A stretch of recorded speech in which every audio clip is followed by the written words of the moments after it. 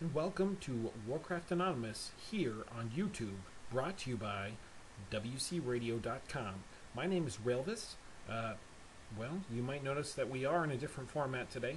This is due to the fact that it's been a little while since we've been on the air, and I thought I'd bring you guys a special treat, as Hiko and I won't be, again, together at least, till next week. So I'm just going to hop right into a couple of emails, and let's get rolling here. This is Reliance on Leveling Guides from Blitzkrieg, level 80 Death Knight.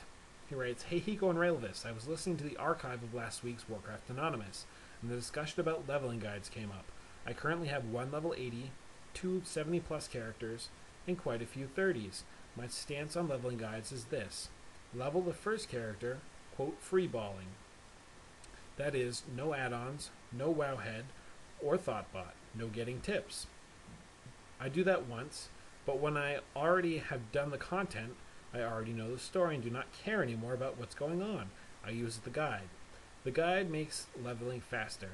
As I already have done all the quests on my main, it makes the most of my time. I actually find that using a guide can increase the enjoyment of leveling, as there's no pointless running around for occasional ambiguous quests.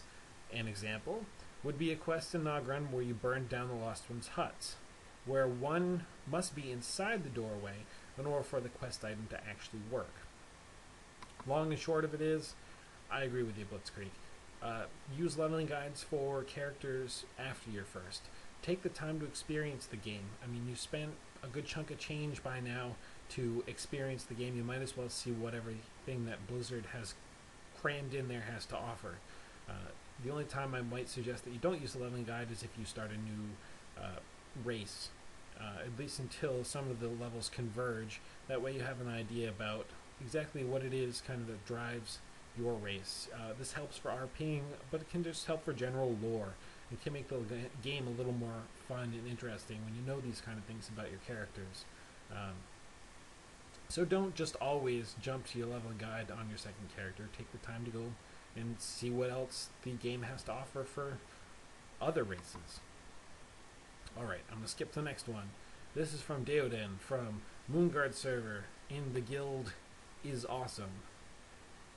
As a longtime WoW player, I've become addicted to leveling and developing characters. For me, the best reward for every level gained is talent points, because I love planning and playing with the talent trees for my characters. Listening to WoW Radio and several other podcasts, I feel like the talent trees in general do not get enough conversation. I feel like talent changes get talked about during patches, but I would love to see the information in segments on at least the theory behind talent building, especially if there were talk about specific classes and the rundown of what talents were more valuable and why. I realize this might seem boring to people not as obsessed with talent trees as I am, but then I would like to hear at least some general rules for talent tree planning, as is it better to take stat buffs or ability upgrades? How important is it to get certain abilities? I believe it really needs more airtime because it really talents are the place that I feel my character is different from other players of my same class. Well, first of all, I'd like to stress if these are the kind of things that you're looking for, try checking out the old archives of theory crafting here at WC Radio. It might not answer some of the current up-to-date questions you have, but the other thing that you could do is look for cookie cutter builds on the internet.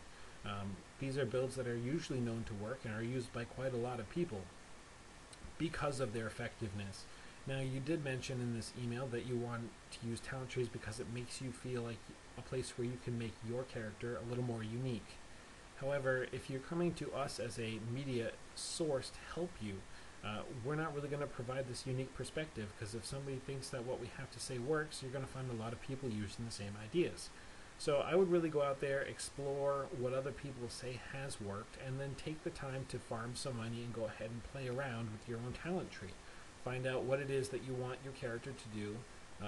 For example, rogue, PvP versus PvE, maybe attack power versus crit chance.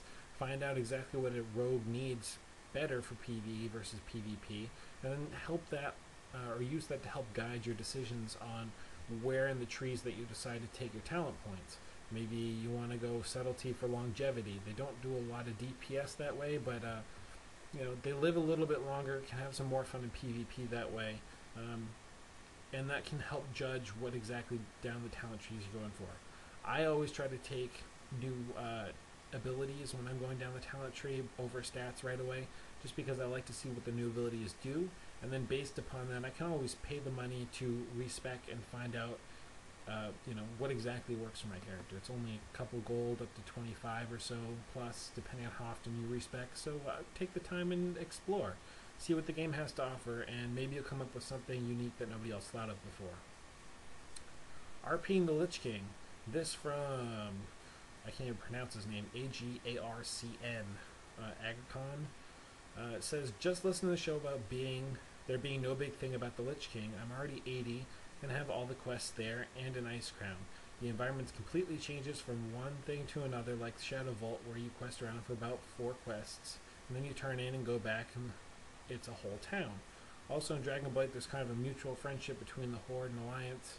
During a cutscene, you know what? Alright, the English on this is atrocious, so I'm going to try to cut to the chase.